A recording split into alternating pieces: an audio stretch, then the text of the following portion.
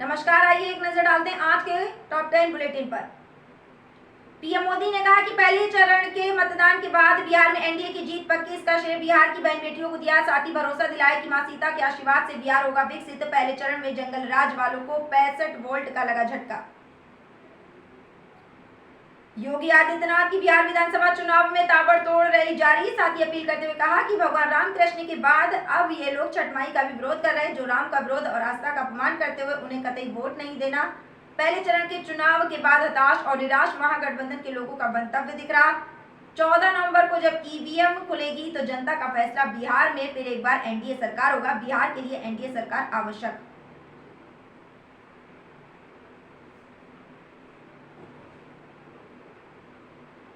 सिद्धरमैया ने कहा कि हम भाजपा को झूठ बोलने में माहिर मानते हैं। वो सिर्फ झूठ बोलने में माहिर ही नहीं बल्कि झूठ उनका आराध्य। वो वोट चोरी में भी माहिर। वोट चोरी उनका पेशा बन गया। केंद्र की सत्ता में बैठी पार्टी इसी तरह के हथकंडे अपनाकर केंद्र और कई राज्यों की सत्ता में आई। राज्य में वोट चोरी के खिलाफ 1.12 करोड़ से ज्यादा हस्ताक्षर इकट्ठे हुए।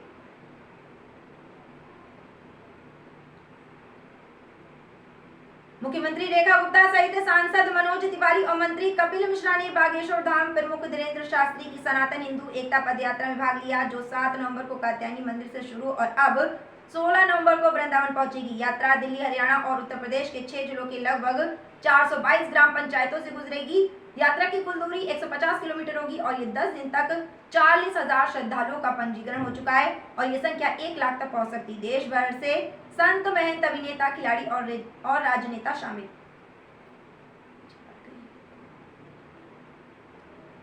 कांग्रेस ने प्रधानमंत्री नरेंद्र मोदी पर निशाना साधते हुए जयराम रमेश ने सोशल मीडिया प्लेटफॉर्म एक्स पर एक पोस्ट में लिखा कि अब जबकि राष्ट्रपति ट्रंप ने घोषणा कर दी कि वे 22 और 23 नवंबर को दक्षिण अफ्रीका में होने वाले G20 शिखर सम्मेलन में शामिल नहीं होंगे, तो ये तय है कि स्वयं शंभु विश्वगुरु अब खुद वहां जाएंगे, कभी ना कभी, कहीं ना कहीं। तमिलनाडु राजभवन ने यह साफ किया कि 31 अक्टूबर 2025 तक प्राप्त सभी विधेयकों में से 81% पर राज्यपाल ने सहमति दी और इनमें से 95 विधेयकों को 3 महीने के भीतर मंजूरी दे दी। बयान में यह भी बताया गया कि 13% विधेयक राष्ट्रपति के विचारार्थ भेजे गए, जिनमें से 60% को राज्य सरकार की सिफारिश पर ही राष्ट्रपति के पास भेजा गया। पाकिस्तान में अफगान नागरिकों की गिरफ्तारियों और हिरासतों में भारी उछाल देखा गया। 1 नवंबर को खत्म हुए हफ्ते में गिरफ्तारियों में 146% की बढ़ोतरी। संयुक्त राष्ट्र शरणार्थी एजेंसी और अंतर्राष्ट्रीय प्रवासन संगठन की संयुक्त रिपोर्ट में इस अवधि में कुल 7,764 अफगान नागरिकों को पाकिस्तान के कई इलाकों में गिरफ्तार। आंकड़े पिछले सप्ताह की तुलना में लगभग 1.5 गुना ज्यादा।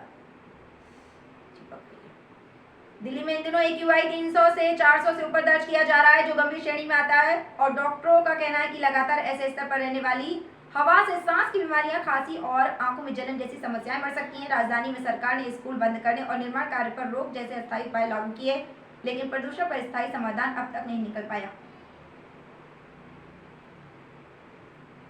शाहरुख खान की फिल्म किंग का फैंस बेसब्री से इंतजार। 60वें बर्थडे फिल्म पर title announcement video release. Shahrukh Khan का जबरदस्त लुक। किंग अगले साल रिलीज। फिल्म के नाम बड़ा रिकॉर्ड। मेगा बजट के साथ किंग भारत की अब तक सबसे महंगी एक्शन 350 करोड़ की लागत से बनाई।